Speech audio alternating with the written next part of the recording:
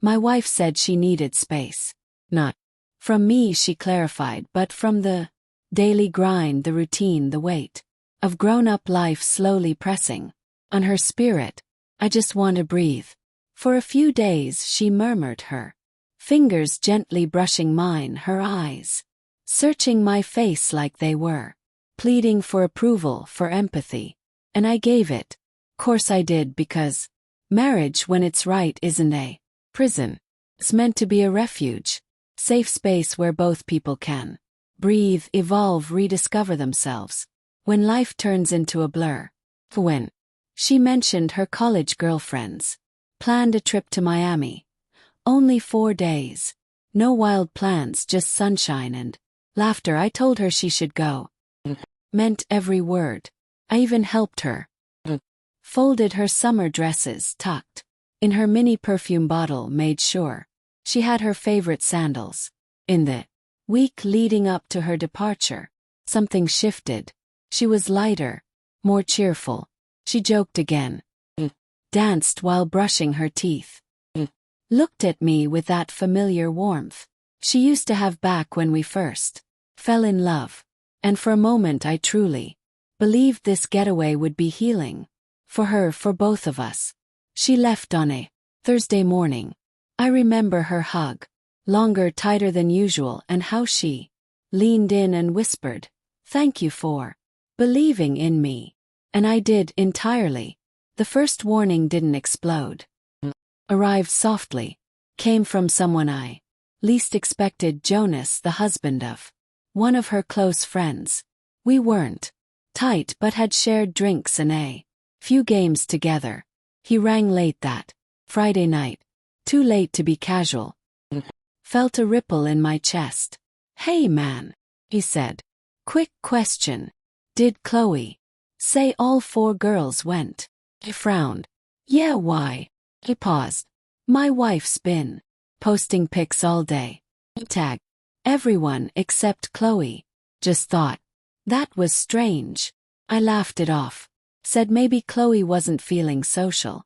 But when I hung up, something tugged at me. I lay in bed staring at the ceiling, uneasy, my stomach hollow. The next morning I texted her something simple. "Good morning. Hope you're enjoying it." No answer. Hours passed. Told myself she was just caught up in fun. At evening, Jonas messaged again. "You see this?" He sent a short video clip from Miami nightclub. A flashy boomerang, full of light and blurred motion. Amid the party chaos I saw her, Chloe, my wife, next to a man. His arm rested over her shoulder like it was natural. Not scandalous but too familiar. Her face wasn't fully visible, but I knew that dress. I had helped her choose it. Knew her posture, the angle of her smile, the rhythm of her laugh. I stayed silent. Asked Jonas to keep quiet too. I didn't want speculation. Needed facts. So I started watching every story, every post, every tag. Checked obsessively. On the 3rd day, found it. A group shot on a yacht. 6 people, 4 women, 2 men. She was, drink in hand, sunglasses on, sitting beside a guy. His hand near her. She didn't move it. Not graphic, but intimate enough to crack something deep inside. That night she called. Her voice was loose, tipsy.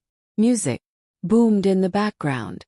"Baby, I miss you," she giggled. "We're having a blast. Don't wait up." Asked where they were headed.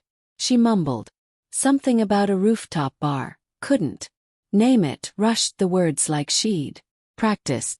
Then she asked, "You trust me, right?" I said, "Of course." Came back 2 days later like nothing was different. Kissed me, gave me cheap souvenirs, told stories about sunsets and seafood. But something had changed. Not guilt, not shame, just confidence. She was glowing, not like someone remorseful, but like someone who'd gotten away with it. Couldn't shake. So I did something I'm not proud of. I contacted one of her old college friends. Not one who went on the trip. Someone we once had dinner with. Someone who liked me more than she did. Chloe played dumb. Said I'd seen a pic and didn't recall the guy's name. But he looked familiar. He paused. Then said, "Oh, Miguel." Miguel, the bartender they met the first night, tall, tan tattooed. Then she added without me even asking, "They really vibed." Huh. I thought she was married.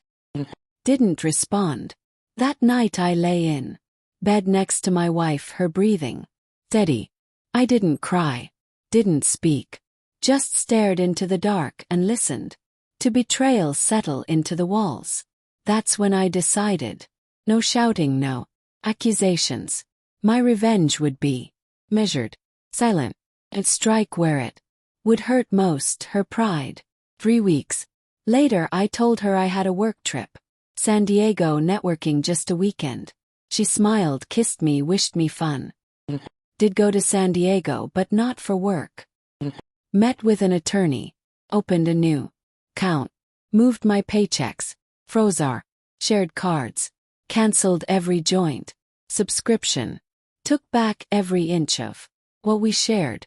Then I returned and acted like nothing had changed for 2 full months. I kissed her, listened to her stories, played the part she never suspected.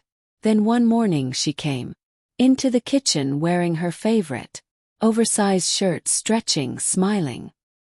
Slid an envelope across the table. Blink. "What's this?"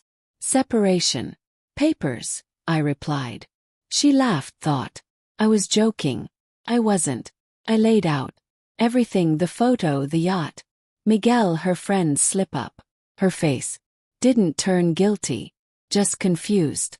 "You were spying on me?" she asked. Like I'd betrayed her. I stood up, grabbed my keys. "I trusted you, You just reminded me why I shouldn't." I walked out, never looked. And the best part, that yacht photo, the one where she grinned beside Miguel, drink in hand, and lies on her lips. I printed it, framed it. Now hangs in my lawyer's office, right above the desk where she signed the divorce. Quiet finale. Clean.